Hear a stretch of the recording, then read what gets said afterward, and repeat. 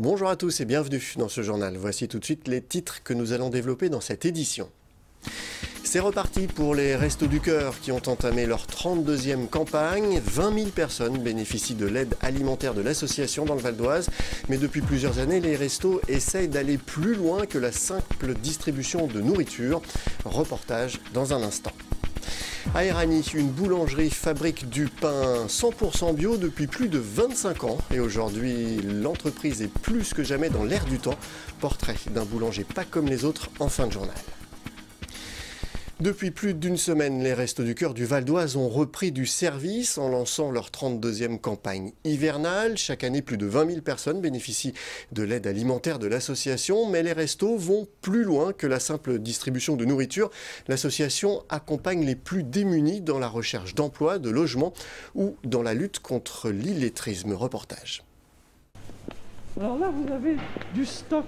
Devant, vous allez voir ce qui est prêt à partir. Le cœur de l'action des restos se trouve ici, dans cet immense entrepôt d'Argenteuil. C'est là que sont stockées les 1500 tonnes de nourriture distribuées dans les 12 centres du département et par la Maraude. Chaque année, 1 700 000 repas sont mis à disposition des 20 000 bénéficiaires du Val d'Oise. Un nombre de repas qui augmente en moyenne de 5% chaque année. On distribue des produits alimentaires et puis des produits spécifiques pour les bébés. Et puis ici, on stocke un peu de vêtements qu'on redistribue dans les centres, puisque le côté vêtements est très important dans la présentation des gens qui ont besoin d'aller vers l'extérieur. On stocke aussi des jouets pour les petits, pour fêter Noël, pour fêter les anniversaires. Si répondre aux besoins alimentaires des plus démunis reste la priorité des restos, l'association ne s'arrête pas là. Depuis quelques années, les Restaurants du Cœur interviennent dans tous les domaines de l'aide à la personne. Accompagner dans le soutien à la recherche d'emploi, accompagner dans le vêtement pour aller à un entretien, accompagner dans l'élaboration d'un CV, dans le propos à tenir, accompagner dans la connaissance du français, dans l'écriture du français, dans sa compréhension, des ateliers de lutte contre l'illettrisme, accompagner dans des ateliers de coiffure pour avoir une meilleure présentation, accompagner vers l'emploi autonome. Nous faisons plus que nourrir. La nourriture, c'est la base du système.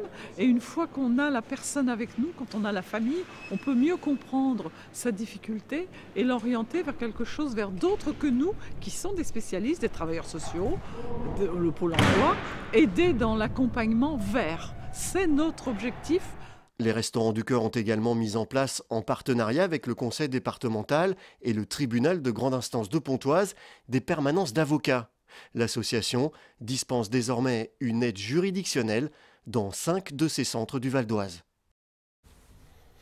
En bref, maintenant, les élus d'opposition de Vauréal viennent de lancer une pétition contre la construction du nouveau forum, une salle de concert qui remplacera l'actuel équipement, un projet pharaonique selon les signataires qui estiment que la ville ne peut pas supporter financièrement une telle construction alors que l'actuel forum est déficitaire de 300 000 € par an. Le projet, estimé à 9 millions d'euros, a été validé en conseil municipal. En bref, toujours la ville de Garges vient d'être primée pour sa chanson Garges, le single, par le jury de Territoria, un concours organisé par l'Observatoire national de l'innovation publique. L'initiative de la ville remporte le Territoria de bronze dans la catégorie communication. Hymne au vivre ensemble, Garges, le single, fait chanter des habitants de la commune, de jeunes volontaires gargeois, amoureux de musique et de leur ville, accompagnés de professionnels, ont réalisé ce single et ce clip pour promouvoir la commune. Je vous propose d'ailleurs d'en regarder un extrait.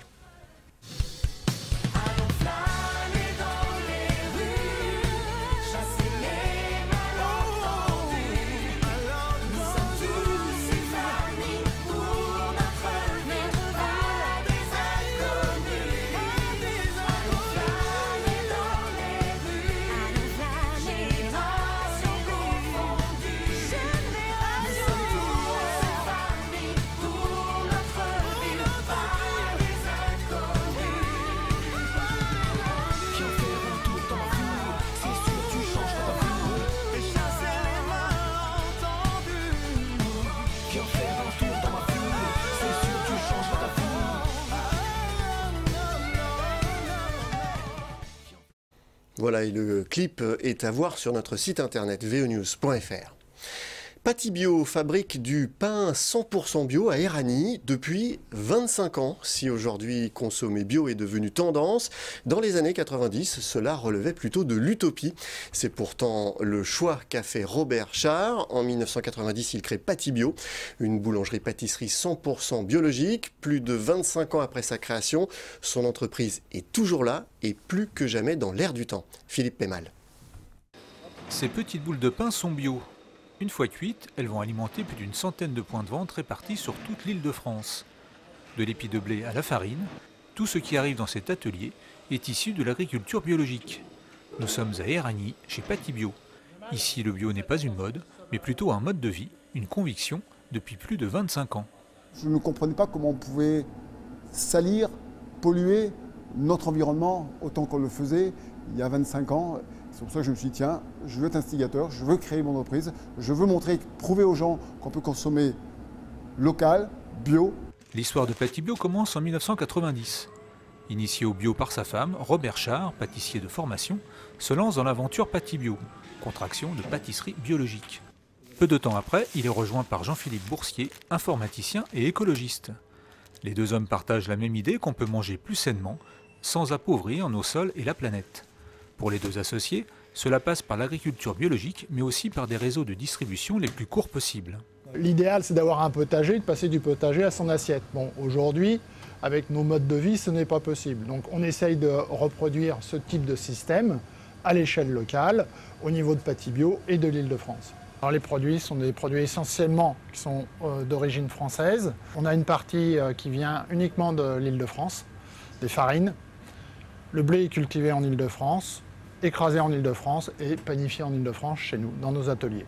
Pourquoi ce choix? Parce que ça permet d'utiliser des circuits courts d'approvisionnement qui évitent des transports qui sont polluants, qui coûtent cher, qui au final impactent le coût du produit que le consommateur va acheter.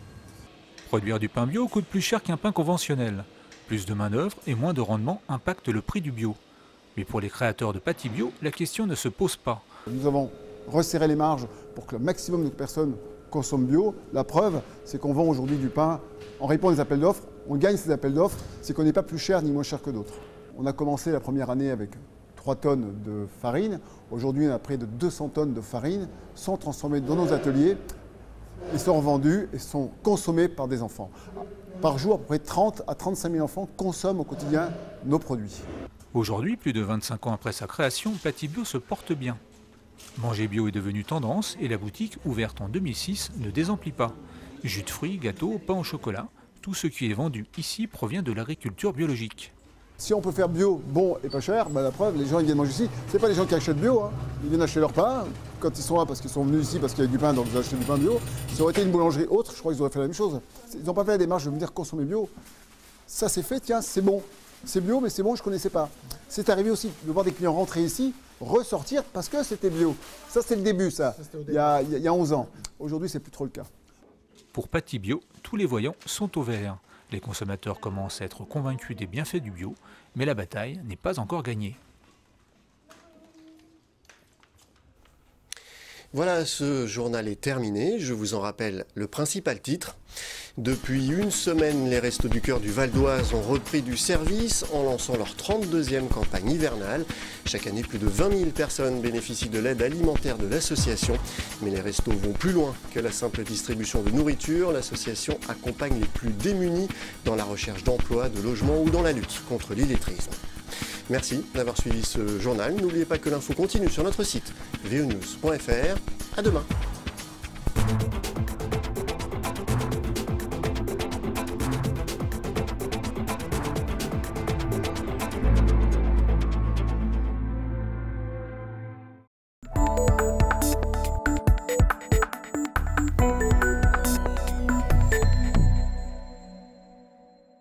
Bienvenue au Plessis-Gassot et ses 70 habitants. Particularité de ce petit village valdoisien, c'est la première ville en France chauffée par la valorisation de nos déchets. Pour Didier Guével, le maire du Plessis-Gassot, les économies réalisées sur la facture de chauffage et d'eau chaude sont impressionnantes. On peut voir ici, depuis le début de l'année, je peux vous le dire en direct, On a consommé 12 300 kW, ce qui représente une facture de 123 €. Sur l'année 2014, sur les 3 bâtiments, l'église, les logements communaux, la salle des fêtes et la mairie, on est à 6 330 € de consommation. Et on va s'en tirer cette année. En électricité plus le chauffage, le réseau d'eau chaude, on va être en gros à 1 100 €. Une facture divisée par 5, c'est le constat de Didier Guével au bout d'une année de mise en service. Pour le maire du Plessis-Gassot, le prix de l'installation du réseau d'eau chaude sera vite amorti. Nous, la commune, pour les modifications et le chauffage central qu'on a mis en place dans la mairie, ça nous a coûté 9 000 €. C'est-à-dire que ces 9 000 €, avec l'économie qu'on fait, en 2 ans, on a amorti complètement l'installation. Pour comprendre d'où vient cette eau livrée à 80 degrés, il faut remonter les canalisations sur 800 mètres jusqu'au site d'électrode. C'est ici que sont récupérés les biogaz, issus de la fermentation des déchets non recyclables. Aspirés depuis les zones d'enfouissement des déchets, ces biogaz servent de carburant à des moteurs électriques. Le biogaz arrive par le tuyau jaune là, qui est là-haut. Il va entrer dans le moteur, brûler, entraîner des pistons, un vilebrequin. Et ce vilebrequin va entraîner cet alternateur qui, lui, produit l'électricité. Donc sur l'ensemble de la centrale, toute l'électricité est injectée sur le réseau public local de distribution d'électricité. Alors il faut savoir que sur cette centrale, on produit environ 140 gigawattheures par an, ce qui correspond aux besoins de 40 000 foyers, hors chauffage. Rien que cette centrale représente environ 8% de la production d'énergie renouvelable en Île-de-France. Les 10 moteurs du site dégagent une énorme quantité de chaleur récupérée pour un autre usage. On va récupérer la chaleur issue de ce moteur. On voit ici les fumées qui entrent à 500 degrés dans cet échangeur thermique. Donc les fumées entrent à 500 degrés et on va récupérer la chaleur de ces fumées qui ressortent ici à 200 degrés. Et entre-temps, on a réchauffé de l'eau qui va servir aux besoins du village du Plessis-Gassot. On va réchauffer cette eau pour la livrer à 80 degrés au village. Cette première expérience grandeur nature de ville chauffée par les biogaz semble prometteuse. Pour les habitants du village connectés au réseau, les économies réalisées peuvent être encore plus importantes, jusqu'à 90% de moins sur leur facture de chauffage.